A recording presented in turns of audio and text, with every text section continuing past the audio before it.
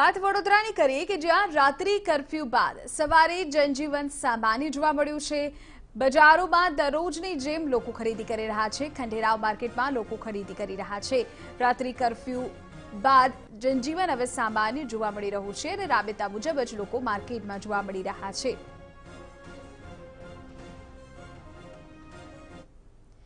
વધુ જાણકારી સાથે મારા સંવાદદાતા યુનુસ કાઝી જોડાઈ ગયા છે। યુનુસ, અત્યારે વડોદરાની બજારો શું કહી રહી છે? કારણ કે એક તરફ સુરતમાં એવી જાણકારી સામે આવી કે લોકો ખૂબ ભયભીત થઈ ગયા, રસ્તાઓ પર ઉમટી પડ્યા। વડોદરાની તસવીર શું છે?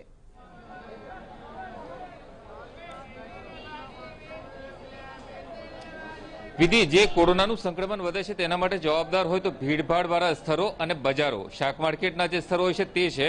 પરંતુ વડોદરાનું જે પ્રસિદ્ધ ખંડેરાવ માર્કેટ છે કે જે શાકભાજીનું મોટું માર્કેટ કહેવામાં આવે છે, ત્યાં દરરોજ કરતા રવિવારે મોટી ભીડ હોય છે, પરંતુ આ વખતે ભીડ ઓછી છે।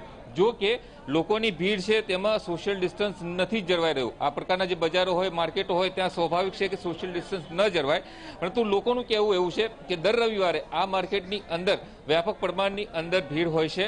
આજે ઓછી ભીડ છે, પરંતુ છતાં પણ લોકો ખરીદી કરવા માટે જે નીકળી રહ્યા છે તેમાં સોશિયલ ડિસ્ટન્સ નથી જળવાઈ રહ્યું। આપને જે રીતે ગઈકાલે રાત્રે કર્ફ્યુ લગાડવામાં આવ્યો છે ત્યાર પછી લાગતું હતું કે લોકોની મોટી ભીડ લાગશે, પરંતુ આજે એટલી બધી ભીડ નથી લાગી રહી। લોકો ખરીદી કરવા માટે આવે છે, સોશિયલ ડિસ્ટન્સનું પાલન કરવું જોઈએ, પરંતુ એ નથી કરવામાં આવી રહ્યું। આજે દ્રશ્યો છે ખંડેરાવ માર્કેટના કે જ્યાં લોકો ખરીદી કરવા માટે તો આવી રહ્યા છે, પરંતુ જે માસ્ક જરૂરથી મોઢે લગાડેલા છે। જોકે જે ખરીદી કરતી વખતે સોશિયલ ડિસ્ટન્સ જળવાવું જોઈએ તે નથી જળવાઈ રહ્યું। આપણી સાથે જે કેટલાક લોકો છે તેઓની સાથે વાત કરવું જોઈએ। આવા સ્થળોએ જે સોશિયલ ડિસ્ટન્સનું પાલન થવું જોઈએ તે નથી થઈ રહ્યું। કોરોના માટે આ જ વસ્તુ જવાબદાર માનવામાં આવે છે? હા સાહેબ, બરાબર છે। ભીડભાડ એમ વધારે હોય છે એ માર્કેટમાં, પણ આજને જોવા જાવ તો 25 થી 30% પબ્લિક જ છે।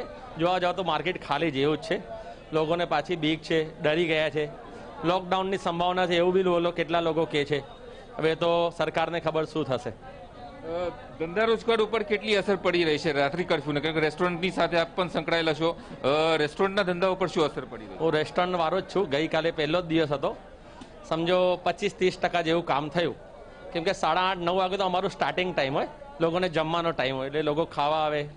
પાર્સલ અમુક લઈ ગયા, અમુક કસ્ટમરો વહેલા, પણ ખાવાનું છૂટક વેપારીઓ છે તેઓની સાથે વાત કરવાની કોશિશ કરીશું। દાદા, કેવો ધંધો છે? દર રવિવાર કરતા આ વખતે ભીડ ઓછી છે? ઓછી છે, ભીડ ઓછી છે। પબ્લિક છે તે ડરના મારી આવતી નથી, પબ્લિક ડરના મારી આવતી નથી, બીજો કોઈ પ્રોબ્લેમ નથી। કાકા, કેમ ભીડ આજે ઓછી છે? લોકો સોશિયલ ડિસ્ટન્સ પણ જોકે નથી જાળવી રહ્યા તે પણ દેખાઈ રહ્યું છે। પબ્લિક ઓછી છે, 10 થી આવતી નથી પબ્લિક, અને દરેક વખતે પબ્લિક ઓછી આવે છે, બરાબર।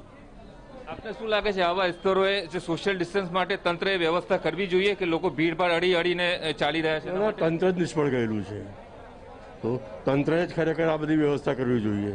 તો અને આ રાતનો 8 થી કે સવારમાં 6 નો કર્ફ્યુનો અર્થ શું? ગીરદી રાત્રે 10 વાગે, 11 વાગે, 12 વાગે થાય છે કે સવારમાં થાય છે? ખરેખર તો એ લોકોએ 12 થી રાત્રે 8 વાગ્યા સુધી કે 9 વાગ્યા સુધીનો કર્ફ્યુ નાખવો જોઈએ। કર્ફ્યુનો નિર્ણય એટલે યોગ્ય છે સરકારનો? હા, ના ના, બિલકુલ અયોગ્ય છે। રાત્રે 9 વાગ્યા પછી ઠંડીની અંદર કોણ બહાર નીકળે? આપ શું માનો છો, જે કર્ફ્યુનો નિર્ણય છે તે યોગ્ય છે? સાહેબ, કર્ફ્યુનો નિર્ણય યોગ્ય નથી, પણ કહેવા મતલબ એવું કે રાત્રે એમના સાહેબે જે કીધું કે 9 વાગ્યા પછી જો પબ્લિક નીકળતી હતા, શિયાળામાં તો કોઈ બહાર નીકળવાની જ નથી, બરાબર છે? તો આનો ટાઈમ ઓછો કરી દેવો તો પછી આનો ટાઈમ બદલી નાખવો જોઈએ। એક બીજી વાત કે એક આ 10 રૂપિયાનું માસ્ક પબ્લિક જનતાને એવું કહેવું મારી વિનંતી કે 10 રૂપિયાના માસ્ક માટે પોતાનો જીવ જોખમમાં નાખીને પૂરા પરિવારને જોખમમાં નાખે છે। એક 10 રૂપિયાનું માસ્ક પહેરે તો એને કેટલો બધો ફાયદો થાય છે। પહેલાં તો 1000 રૂપિયા પોલીસના બચી જાય છે। આ 10 રૂપિયાનું માસ્ક એટલે કંઈ મહત્વ નથી। 10 રૂપિયાનું માસ્ક પોતાની તો જિંદગી બચાવે છે, પરંતુ પરિવારની પણ જિંદગી બચાવે છે। લોકોએ માસ્ક પણ પહેરવું જોઈએ અને આવા સ્થળે સોશિયલ ડિસ્ટન્સ પણ જાળવવાની જરૂર છે। વિધિ, જરૂરથી લોકો જે સરકારનો નિર્ણય છે તેને એક રીતે આવકારી રહ્યા છે, પરંતુ બીજી બાજુ એ પણ કહે છે રાત્રિના સમયે કર્ફ્યુ નાખવો જે યોગ્ય નથી। જે સમયે લોકો ભીડભાડ કરે છે, બજારોમાં નીકળે છે, તે સમયે કોઈક યોગ્ય વ્યવસ્થા કરવાની જરૂર છે। અને આ પ્રકારના જે માર્કેટ કે બજારો છે, અને ખંડેરાવ માર્કેટ વડોદરા મ્યુનિસિપલ કોર્પોરેશનની કચેરીની કમ્પાઉન્ડમાં જ કહી શકાય, ત્યાં આ પ્રકારની સ્થિતિ હોય તો શહેરની અન્ય સ્થિતિ ક્યાં છે?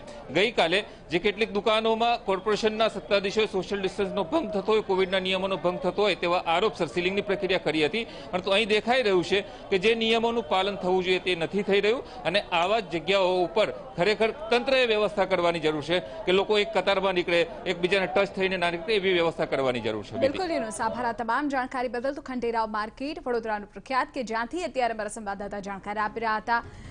દરરોજ કરતા દર રવિવારની સરખામણી માણસો થોડા ઓછા ચોક્કસપણે જણાઈ રહ્યા છે, પરંતુ ત્યાં પણ સોશિયલ ડિસ્ટન્સનું પાલન થાય એટલું જ જરૂરી છે.